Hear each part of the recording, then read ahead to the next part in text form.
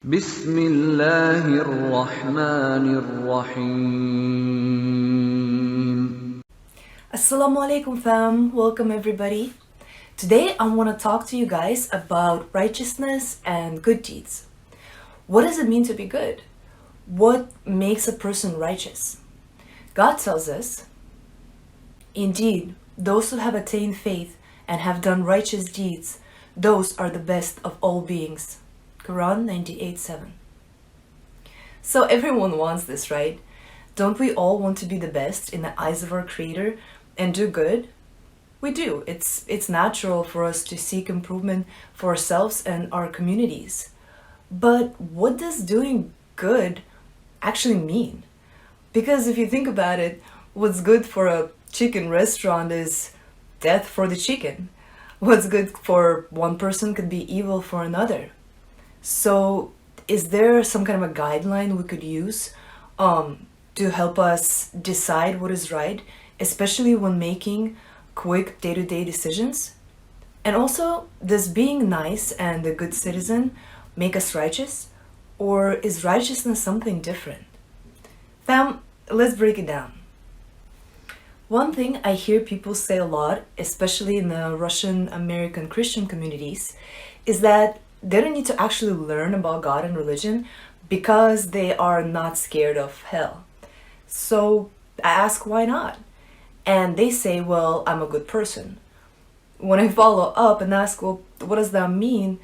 Usually they say, well, I don't steal or kill or hurt anybody, and they follow the 10 Commandments, so obviously I'm not going to hell. So I ask, well, name me the 10 Commandments that you say you follow. And it's funny, but never once I got 10 from anybody. 4, 5 at the most. This fam is a sad irony and wishful thinking. It's just not how it works. Here's the thing. If our final place of existence depends on our deeds, God isn't just gonna let us decide on our own what those deeds are, because God is just, and human beings, we just aren't capable of considering spirituality and rights, fairness for every single person on earth when making laws for ourselves. Only God can do that. Only He can account for everyone. So He gives us guidance as to what is righteousness and based on what we're going to be judged. He tells us, righteousness is in one who believes in God, the last day, the angels, the book, and the prophets, and gives wealth in spite of love for it to relatives, orphans, the needy, the traveler, those who ask for help and for freeing slaves, and who establish prayer and give charity, those who fulfill their promise when they promise, and those who are patient in poverty and hardship and during battle. Those are the ones who have been true, and it is those who are the righteous.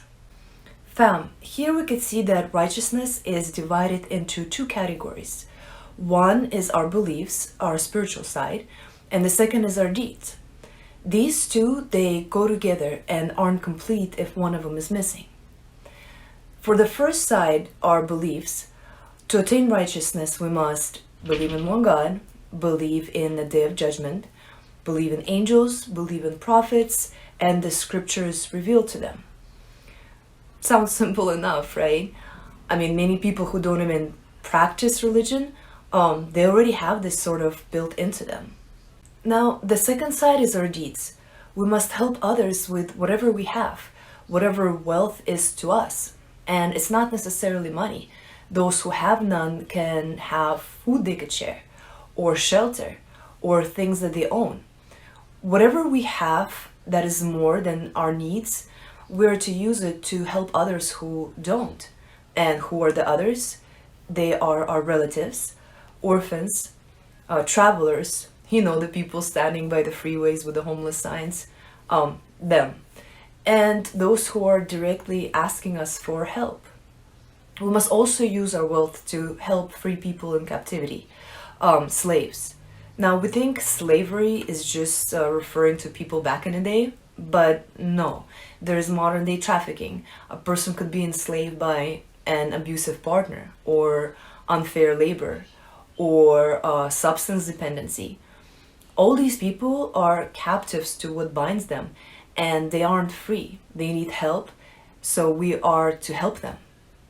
Also, we are to establish regular daily prayer and fulfill our promises. So we shouldn't say we're going to do something unless we're actually planning to do it.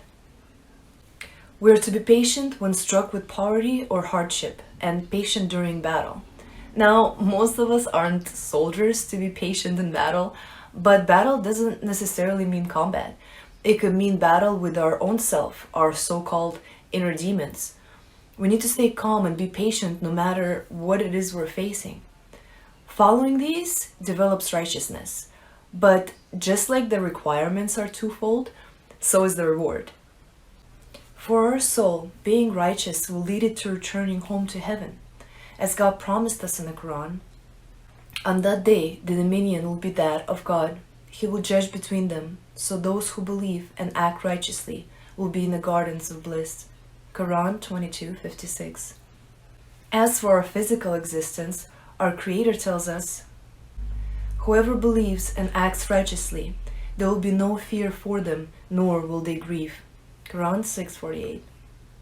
So, not only doing what's right benefits us in the hereafter, but also in this world as well. Fam, as we grow on our path to improvement and becoming, as Allah said it, the best of beings, there's two very important things to protect ourselves from, as these two can nullify and wipe out our righteous deeds. The first is when our righteousness turns into self-righteousness. When our good deeds become a source of egoistic pride and make us think that we're becoming better than other people. I've seen it. Individuals calling others underlings and weak-minded because they feel they achieved some sort of spiritual enlightenment and closeness to our Creator that others have not. Fam, this is a very dangerous type of thinking. This is exactly what Iblis thought about Adam, peace be upon him. Iblis felt that he doesn't need to bow in respect to him when ordered to do so because he was better, right? His case was that he worshipped God for thousands of years. Plus, he's made of fire, unlike Earth made Adam. And so he's above, bowing to this new creation that knows nothing and had done nothing. We don't want to be like Iblis, so let's guard ourselves against that type of thinking.